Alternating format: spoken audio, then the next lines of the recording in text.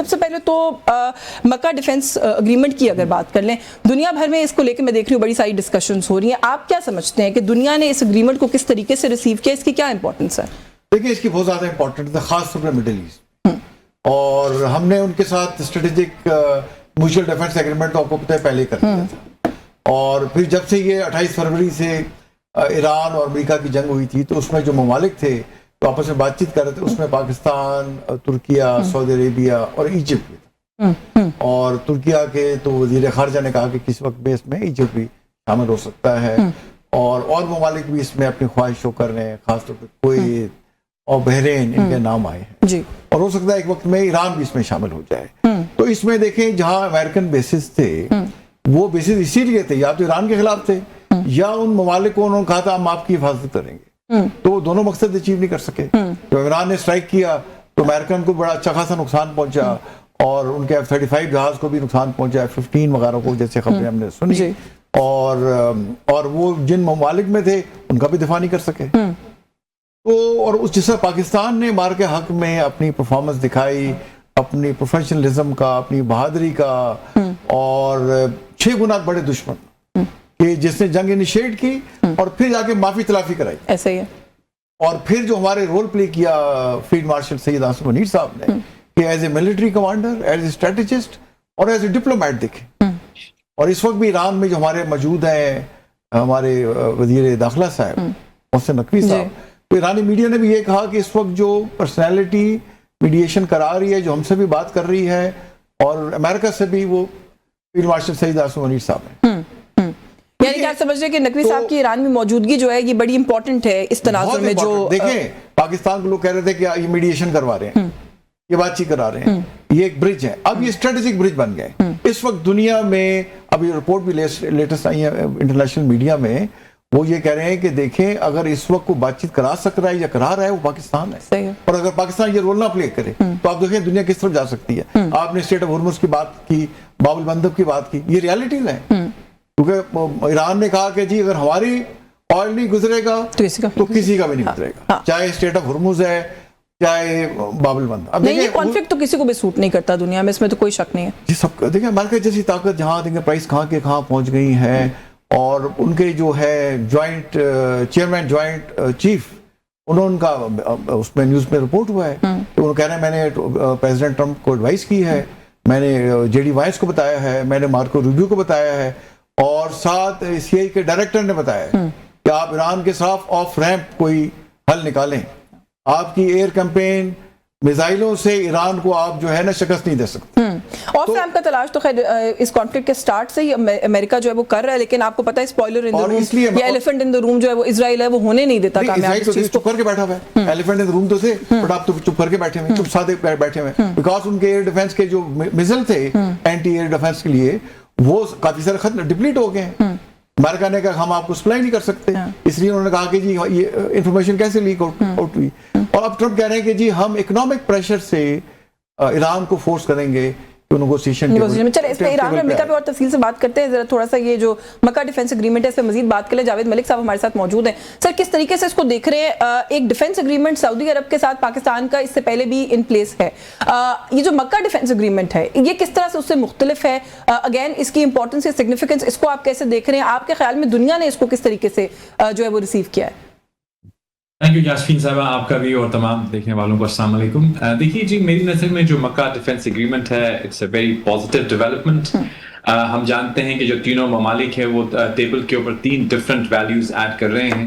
ہم جانتے ہیں کہ سعودی عربیہ جو ہے وہ ایک اس کے پاس فائنینشلی وہ دنیا کے 5-7 بڑے ممالک میں ہے، ان کا جو فائنینشیل مسل ہے وہ ویل ڈیفائنڈ ہے، انلمیٹڈ انرجی سپلائی بھی ہے ان کے پاس۔ یہ 2 انرجی اور فائنانس کے معاملے میں اگر آپ کہیں تو Saudi Arabia is on top of the list. اسی طرح اگر آپ ترکی کو دیکھیں تو ترکی کے اندر جو ڈیفنس پروڈکشن ہے، ویپنری ہے ان کی، بالخصوص جو ڈرون ٹیکنالوجی ہے، اور اس کے ساتھ ساتھ وہ نیٹو کے اندر ایک ممبر بھی ہیں۔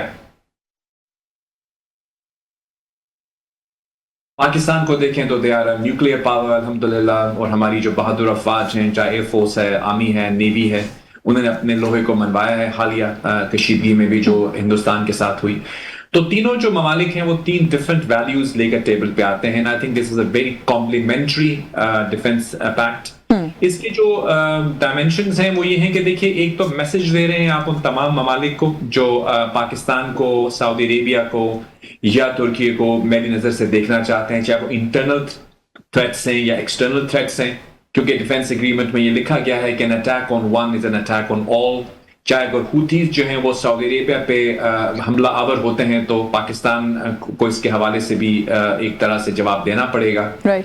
اسی طرح سے اگر ہم دیکھتے ہیں کہ پاکستان کو ایکسٹرنل یا انٹرنل تھریٹس ہوتی ہیں تو اس حوالے سے بھی تینوں ممالک جو ہیں وہ ایک پیج پہ ہیں. تو اس حوالے سے میں سمجھتا ہوں کہ it's a very positive development. میری نظر میں گلف ممالک پاکستان کی فورن پالیسی کا ایک پلر ہے.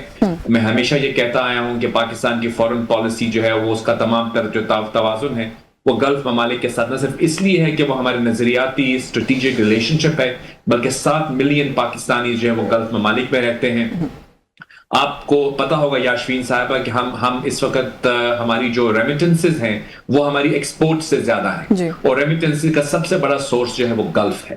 تو ہمیں گلف کے ساتھ، سعودی عربیہ کے ساتھ، یو اے ای کے ساتھ، قطر کے ساتھ، بحرین کے ساتھ، ان تمام ممالک کے ساتھ، کویت کے ساتھ تو ہمارا آلریڈی ایک میوچل ڈسکشن چل رہی ہیں. تو اس حوالے سے we will always remain standing shoulder to shoulder with the Gulf countries. دوسری چیز جو ہے دنیا کس طرح سے دیکھ رہی ہے، تو میں سمجھتا ہوں جو بھی ڈیٹریکٹرز ہیں، دشمنان ہیں، چاہے وہ پاکستان کے ہیں، چاہے ترکیے کے ہیں، چاہے وہ سعودی عربیہ یا گلف کے ہیں، یقیناً ان کے لیے ایک اضطراب ہے اور وہ اضطراب ہونا بھی چاہیے. لیکن میں آپ کو یہ بتاتا چلوں کہ یہ جو ایگریمنٹ ہے دس از اے ڈیفینس ایگریمنٹ. ایک ایگزامپل میں آپ کے سامنے رکھتا ہوں. جب کوئی ملک نیوکلیئر طاقت بنتا ہے تو اس کا مقصد یہ نہیں ہوتا کہ وہ نیوکلیئر بم کو چلائے گا، وہ ایک ڈیٹرنس ہوتی ہے. So it is a deterrence, it is a messaging to the detractors. اور دوسری بات جہاں تک سوال ہے، آپ نے اپنے ابتدائیے میں کہا کہ ہوتیز کا جو حملہ ہے بہت انفارچونیٹ ہے. دیکھیے ایران کی جو جتنے بھی لوگ ہیں وہاں پہ، اب چیز تو واضح ہو کے سامنے آئی ہے کہ وہاں پہ جو موجود قیادت ہے اس کے اندر ان کی جو سوچ ہے اس پہ بہت فرق نظر آتا ہے. IRGC جو ہے وہ MOU کو مسترد کرتی ہوئی نظر آتی ہے کبھی، لیکن ان کے پریزیڈنٹ جو ہیں وہ یہ کہتے ہیں کہ یہ MOU جو ہے یہ ہماری فورن پالیسی کا محور ہوگا. گویا ان کے اندر ایک تفریق ہے. تفریق تو بہت زیادہ واضح، اور اس تفریق سے نقصان بھی جو ہے وہ بہت ہوا ہے. یہ جو پورا ایک پیس پروسیس تھا اس کو، اس سے مزید بات کرتی ہوں. میں تھوڑا سا شامل کر لوں ایک آخری بات آپ کی اجازت سے. جی آپ نے ذکر کیا اسپوائلر کا. یقیناً جو ہے وہ اسرائیل کا جو رول ہے وہ بہت ہی منفی ہے، لیکن میں ایک گزارش کرنا چاہوں گا. MOU کے بعد اسرائیل نے کوئی حملہ نہیں کیا. MOU کے بعد جو حملہ آور ہوئے ہیں وہ IRGC ہوئی ہے، چیز ہوئے ہیں ان کے پراکسیز، یعنی اسپوائلر کا رول خود جو ہے وہ ایران نے پلے کیا ہے. تو ہر چیز اسرائیل پہ ڈال دینا میری نظر میں غیر دانشمندی. اسرائیل کی جو غلطیاں ہیں ان کو ہم کنڈیم کرتے ہیں. بالکل ٹھیک ہے. میں ذرا let's call a speed a speed. یہاں پہ جو MOU کے بعد جو حملے ہوئے ہیں وہ ایران کی IRGC نے کیے. بالکل ٹھیک ہے سر، آپ ٹیکن یور پوائنٹ. میں آتی ہوں اس نقطے پہ دوبارہ. فیض رحمان صاحب ہمارے ساتھ موجود ہیں. جو میں نے سب سے پوچھا کہ انٹرنیشنلی کیسے دیکھا جا رہا ہے اس ایگریمنٹ کو، مجھے تھوڑا سا بتائیے گا کہ امریکہ میں کیا پلس ہے سر اس کو لے کر، اس کو کیسے دیکھا جا رہا ہے مڈل ایسٹ کے ایک overall point of view سے، اس کو کس طریقے سے دیکھا جا رہا ہے. کیونکہ سیکیورٹی گارنٹی کی اگر بات کریں اس ریجن کے اندر تو ایسا لگ رہا ہے کہ آپ شاید سارا اونس جو ہے وہ اس معاہدے کے بعد ان تین ممالک کی طرف جو ہے وہ شفٹ ہو گیا ہے. جی یاشین بہت بہت شکریہ. Good to be on your show. دیکھیں یہاں پر جو ہے جو ٹرمپ کے کچھ جو قریبی لوگ ہیں انہوں نے اس کی تائید کی ہے، اس معاہدے کو کی ویلکم کیا ہے اس کو، اور اس کی کچھ وجوہات ہیں. اگر ہم یہ سمجھتے ہیں اس ریجن میں کہ اگر یہ ایک معاہدہ ہو گیا 3 بہت ہی اسٹرانگ ممالک میں، جس طرح کہ ہمارے امبیسڈر جاوید ملک صاحب نے فرمایا کہ جو اپنی تمام تر جو ہر ایک جو کنٹریبیوٹ کر رہا ہے اس پورے معاہدے کی طرف، تو اس کی ایک اہمیت تو ہے ضرور، لیکن یہ مت بھولیں کہ یہ ایک نیا آرکیٹیکچر ہے، ایک ڈیفنس آرکیٹیکچر ہے جو کہ اس پورے ریجن میں ابھر رہا ہے. اور اس آرکیٹیکچر کا ہرگز یہ مطلب نہیں ہے کہ امریکہ وہاں سے جا رہا ہے ریجن سے. اس کا مطلب یہ ہے کہ رسپانسبلٹیز جو ہیں وہ ری ڈسٹریبیوٹ ہو رہی ہیں. ایک جیسے میں نے عرض کیا کہ ایک نیا آرکیٹیکچر، ایک نیا نومنکلیچر، اور ایک اس طرح کی صورتحال ہو رہی ہے. دیکھیے امریکہ ایک ایسا ملک ہے، بہرحال ایک جمہوری ملک ہے اپنی تمام تر نادانیوں اور نالائقیوں کے باوجود، اور اس نے اپنی غلطیوں سے سیکھا ہے. آپ یہ دیکھیں ہر بڑی جنگ کے بعد یہاں यहाँ पर एक नई सोच आती है दिफा के लिहाज से, खारजा पॉलिसी के लिहाज से।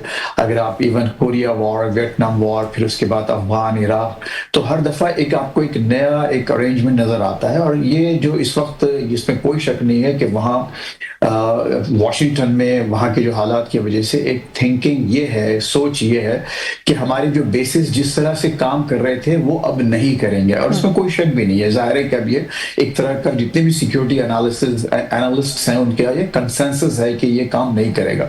तो अब ये जो आप ये देख रहे हैं, तो इसमें चूंकि मैं ये समझता हूँ पूरी तरह से कि इसमें अमेरिका की तायद शामिल है, और इसमें आप देखिए जो तुर्की का शामिल होना खास तौर से बहुत अहम है, क्योंकि एक वो तो ऑलरेडी उसका डिफेंस तो ऑलरेडी बहुत ही एक आयरन क्लैड जिसे कहा जाता है, यानी कि बहुत ही एक नेटो का मेंबर है, और नेटो इस वक्त दुनिया का सबसे बड़ा ताकतवर फौजी इत्तेहाद है। और उस फौजी इत्तेहाद ने तुर्की की दिफा की जमानत दी हुई आर्टिकल 5 के तहत। तो तुर्की को ऐसी क्या जरूरत पेश आ गई थी कि उस नेटो का मेंबर होते हुए भी अब वो एक नए रीजनल इत्तेहाद का हिस्सा बने, जहां पर उसकी अगेन एक उसकी दिफा की जमानत दी जा रही है, और किन ममालिक की तरफ से? पाकिस्तान और सऊदी अरब की तरफ से। तो इसको बिल्कुल एक डिफरेंट तनाजुर में देखने की जरूरत है। और वो लोग अगर ये वो समझते हैं कि अगर ये शायद ये कोई अमेरिका इससे रिट्रीट कर रहा है, मैं इसको रिट्रीट नहीं कहूंगा इस माहिदे को, जैसे कि अभी आपने ये फरमाया है, क्या अब उस खत्ते की दिफा की जिम्मेदारी इन 3 ममालिक पर आ जाएगी, या जो होने वाले इसमें शामिल ममालिक हैं? तो ये ऐसा तो हो सकता है एक डिफरेंट उसका एक, लेकिन आपने बड़ा एक पर्टिनेंट पॉइंट दिया है